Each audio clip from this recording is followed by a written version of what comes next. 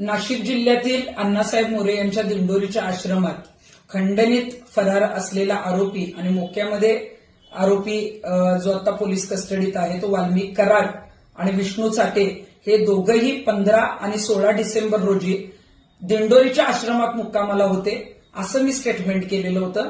आश्रमातून असं सांगण्यात आलेलं आहे की 16 डिसेंबर रोजी तो लाखो भाविकांबरोबरच दर्शनाला आलेला होता, आम्हाला माहित नाही।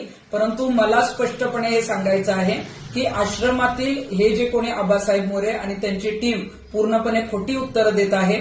15 तारखेला आणि 16 तारखेला वाल्मिक कराडने त्या आश्रमामध्ये मुक्काम केलेला आहे।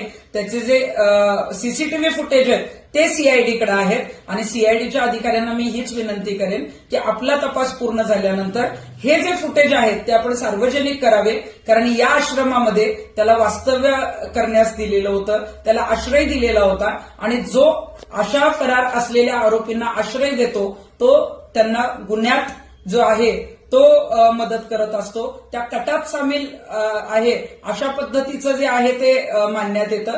त्यामुळं मोरे कुटुंबीय आणि वाल्मिक कराड त्याची पत्नी यांचे 13 डिसेंबर ते 17 डिसेंबर पर्यंत सीडीआर सुद्धा तपासावेत, त्यांची चौकशी करण्यात यावी आणि आश्रमावर आणि हे जे मोरे आहेत त्यांनी जाणून बुजून त्याला जो आहे तो आश्रय दिलेला होता, त्याला मुक्कामाच ठेवलेलं होतं, याच्या संदर्भामध्ये तातडीनं जे आहे ते पोलीस अधिकाऱ्यांनी कारवाई करणं गरजेचं आहे। राज्यात पोलिसांना पाहिजे असलेली व्यक्ती ज्याच्या विरोधात लाखो लोक रस्त्यावर उतरले होते ते लाखो लोकांमध्ये दर्शनाला जातील का?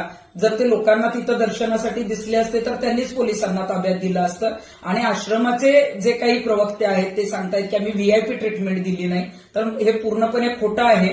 वाल्मिक कराड हा आश्रमामध्ये दिंडोरीच्या आश्रमामध्ये 2 दिवस मुक्कामाला होता आणि याचा तपास जो आहे तो सखोलपणे पोलिसांनी करणं गरजेचं आहे आणि गृहमंत्र्यांनी सुद्धा हे प्रकरण दाबलं जाणार नाही याचे आदेश देणं गरजेचं आहे।